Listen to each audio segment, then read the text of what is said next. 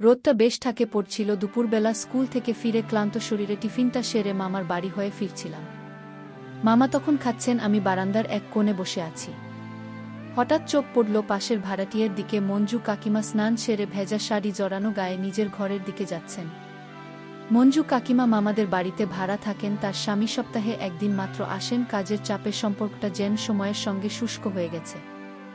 মঞ্জু কাকিমা বয়স হবে ৩৫-৩৬-এর মতো, কিন্তু তার শরীরী ভঙ্গিমা চলাফেরায় ছিল এক অদ্ভুত সম্মোহন। ভেজা শাড়িটা গায়ে লেপ্টে আছে, যেন শরীরটা নিজেই গল্প বলছে, ভেতরে কিছু নেই, শুধু নারী শরীরের এক অনাবৃত অথচ আবরণে থাকা ইঙ্গিত। আমি চুপচাপ দেখছিলাম। একবার আমাদের চোখাচুকি হলো। কাকিমার চোখে লজ্জা ছিল না, ছিল এক অজানা গভীরতা, যেন কিছু বলতে চান অথচ ভাষা হারিয়ে ফেলেছেন। তার মুখে এক অদ্ভুত হাসি খেলে গেল, যা স্পষ্ট রাগ নয়, বরং এক চাপা কৌতুক। সেই মুহূর্তে মনে পড়ে গেল কয়েকদিন আগের এক ঘটনা। জানালার সামনে দাঁড়িয়ে আমি যখন অসাবধানতায় নিজেকে মেলে দিচ্ছিলাম, তখনই দেখি কাকিমা দাঁড়িয়ে চোখ বড় করে তাকিয়ে আছেন। আমি লজ্জা পেয়ে সরে গিয়েছিলাম, কিন্তু কাকিমার মুখে তখনও একই হাসি। সেদিন হয়তো কিছু শুরু হয়েছিল নির্বাক, অথচ দগ্ধে। পরদিন শনিবার, স্কুল ছিল না। অলস দুপুরে মামার বাড়ি চলে গেলাম। জানি দুপুরবেলায় কেউ তেমন থাকে না বাড়িতে, শুধু মঞ্জু কাকিমা। অপেক্ষা করতে করতে মনটা কেমন যেন অস্থির লাগছিল। কাকিমার কথা ভাবতে ভাবতে বারান্দার চেয়ারে আজ শোয়া হয়ে পড়েছিলাম। হঠাৎ হালকা পায়ের শব্দ পেলুম।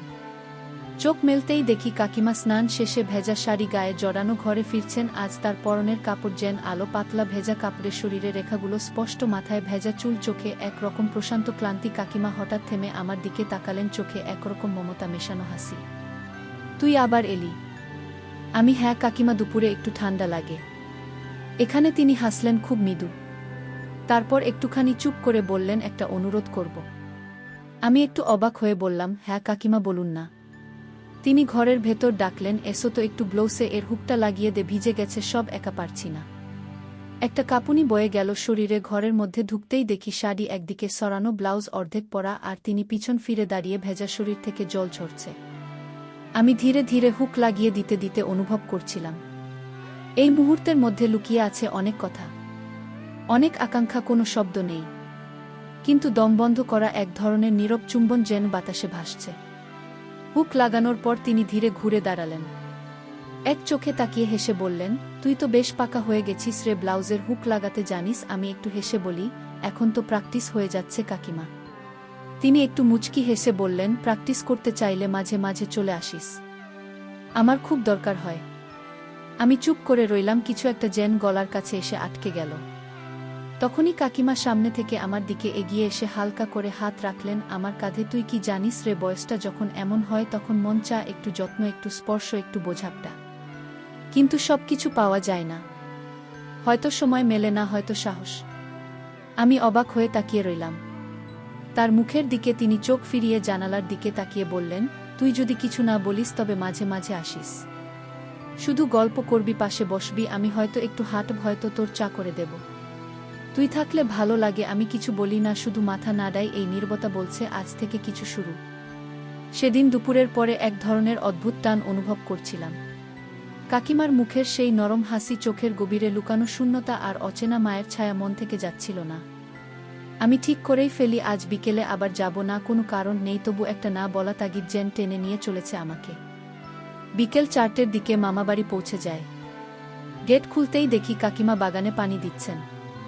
পরনে হালকা রঙের একটা সালোয়ার কামিজ, মাথায় ক্লিপে আটকানো, ভেজা চুলগুলো একটু উস্কো খুস্কো, চোখে ক্লান্তির ছায়া থাকলেও মুখে একরকম প্রশান্তি। আমাকে দেখে তিনি হাসলেন, তুই আবার? এই তো দুপুরেই তোকে দেখলাম। আমি হেসে বললাম, আপনার হাতে চা খাওয়ার ইচ্ছেটা রয়ে গিয়েছিল, তাই ভাবলাম বিকেলে একটু এসে চা খেয়ে যায়।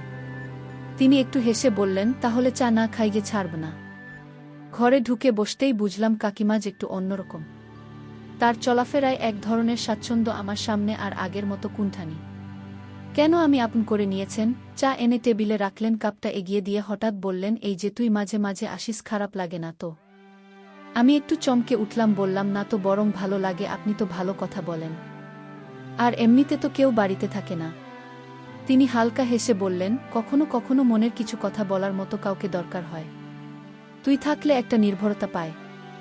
জানিস আমি চুপ করে থাকলাম, শুধু মাথা নিচু করে চায়ে চুমুক দিলাম, জানি কাকিমা কিছু একটা বোঝাতে চাইছেন। কিছুক্ষণ চুপ থাকার পর কাকিমা নিজেই বললেন, তোর কাকু বাইরে থাকে, প্রায় 3 সপ্তাহে একবার আসে। সংসারটা যেন একা চলতে চলতে একঘেয়ে হয়ে গেছে বলে। কেউ নেই, শরীর তো দূরের কথা, মনের দিক থেকেও আমি একা।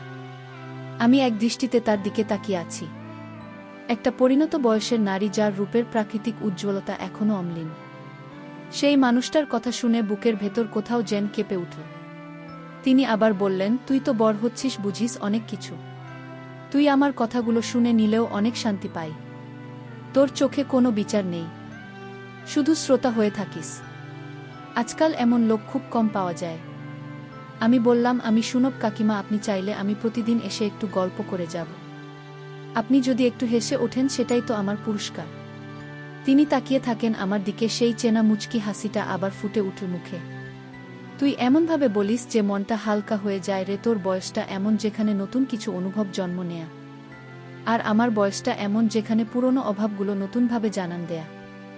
আমি একটু সাহস করে বললাম, আপনি চাইলে আমার সাথে ভাগ করে নিতে পারেন। আপনার পুরনো অভাবগুলো আমি মন দিয়ে শুনব।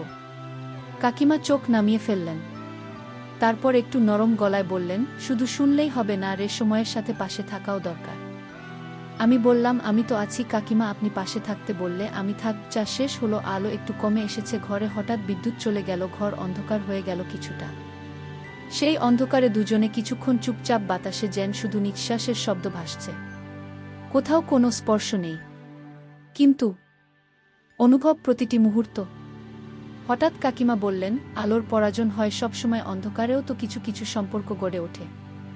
আমি চুপ করে রইলাম, মাথা নিচু করে শুধু একবার বললাম, হ্যাঁ, মাঝে মাঝে অন্ধকারে চোখের সামনে অনেক কিছু পরিষ্কার হয়ে যায়।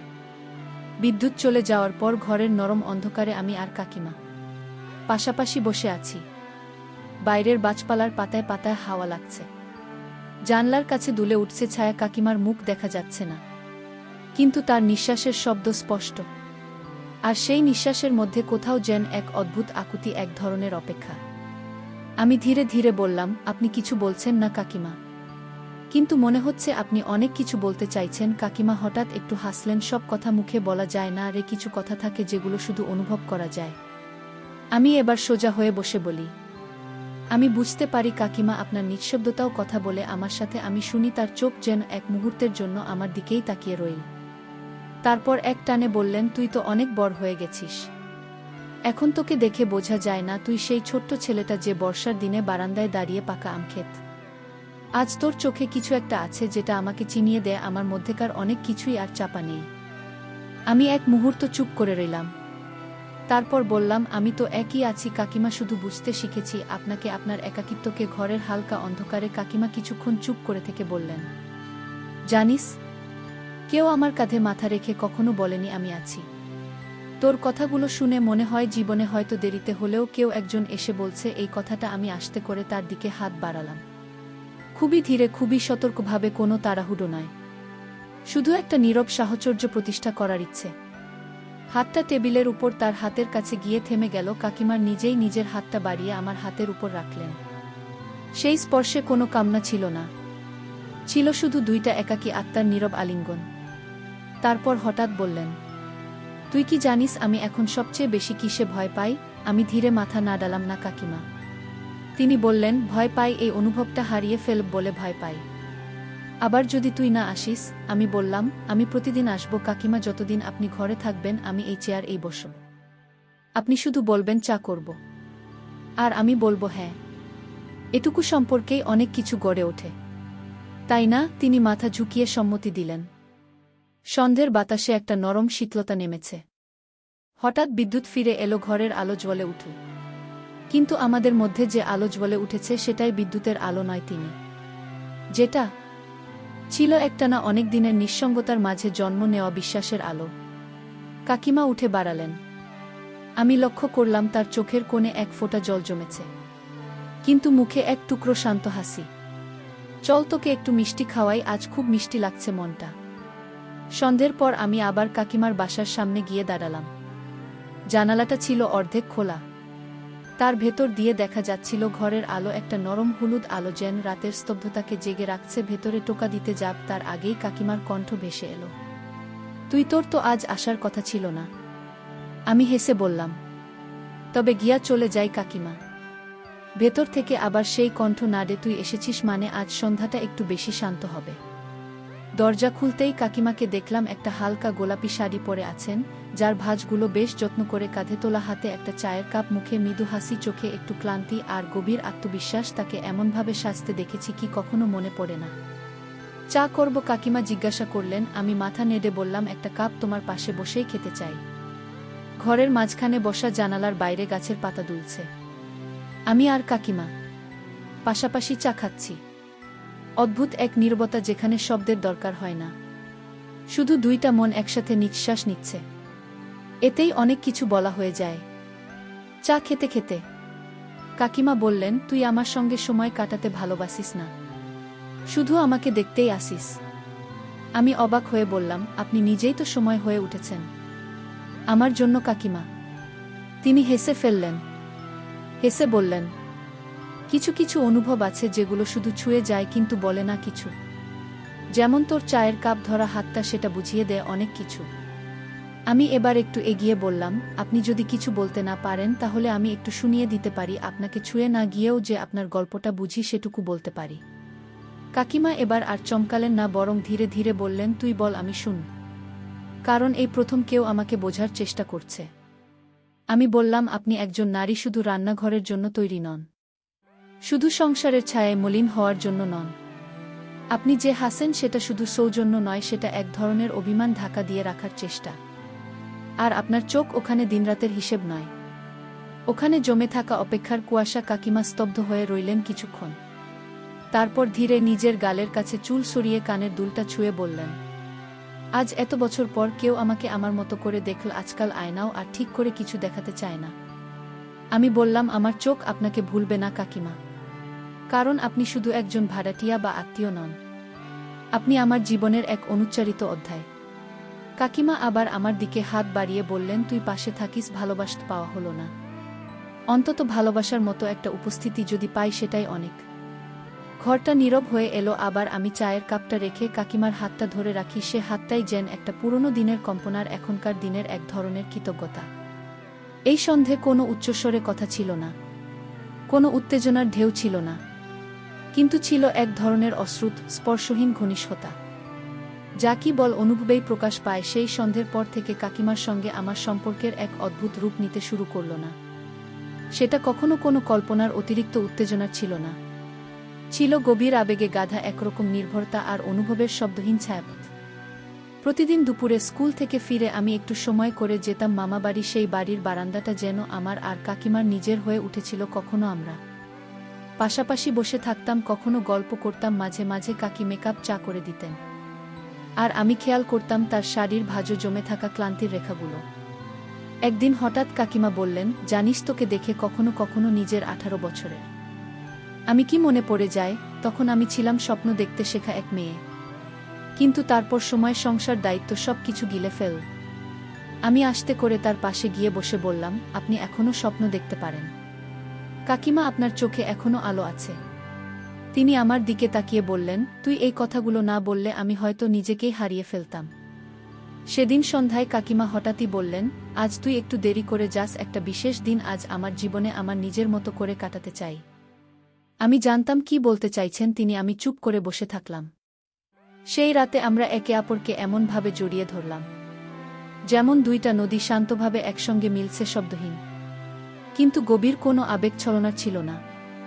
ছিল শুধু বোঝাপড়া, ছেয়ে থাকা নীরব ভালোবাসা। আমার ঠোঁট ছুঁয়ে গেল কাকিমার কপালে। তিনি বললেন, তুই হয়তো জানিস না, কিন্তু এইটুকু ভালোবাসায় একটা নারীর জীবনের অনেকটা পূর্ণতা এনে দেয়া, যে ভালোবাসার শরীরের নয়, মন আর আত্মার। সময় এগিয়ে গেল।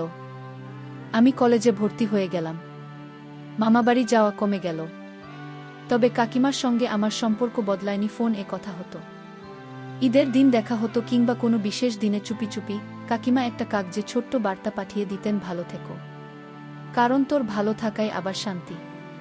অনেক বছর পর একদিন হঠাৎ জানতে পারি কাকিমা গ্রামের বাড়ি চলে গেছেন। আমি ছুটে গেলাম, দেখা করতেই দেখি আগের সেই সাজগোজ নেই। চোখে চশমা, চুলে সাদার আভাস, কিন্তু মুখে সেই পুরনো মায়াবী হাসিটা ঠিকই আছে। তিনি আমার কপালে হাত রেখে বললেন, তুই আমার জীবনের এমন একটা অধ্যায় যা হয়তো কখনো লেখা হবে না কোথাও, কিন্তু বুকের গভীরে গেঁথে থাকবে চিরকাল। এই গল্প শুধুই এক প্রাপ্তবয়স্ক অনুভবের নয়, এটি একজন নারীর অতৃপ্ততা, সমাজে হারিয়ে যাওয়া তার ইচ্ছা আর আত্মপরিচয় খোঁজার গল্প। কাকিমা আমাদের সেই সব নারীর প্রতিচ্ছবি যাদের জীবনে ভালোবাসায় এসেছে দায়িত্বের ছদ্মবেশে, কিন্তু স্নেহ বা বোঝাপড়ার ছোঁয়া কখনো পায়নি। একটি সমাজ তখনই মানবিক হয় যখন নারীকে শুধু দায়িত্বের প্রতীক নয়, এক পরিপূর্ণ মানুষ হিসেবে দেখতে শেখে, যেখানে তার চাওয়া, ভালোবাসা, ইচ্ছা সব কিছুই সম্মানের সাথে গুরুত্ব পায়। তো বন্ধুরা, গল্পটি এখানে সমাপ্ত করলাম। গল্পটি ভালো লাগলে একটি লাইক ও চ্যানেলটি সাবস্ক্রাইব করে দেবেন। ভালো থাকবেন সবাই, দেখা হচ্ছে পরের ভিডিওতে।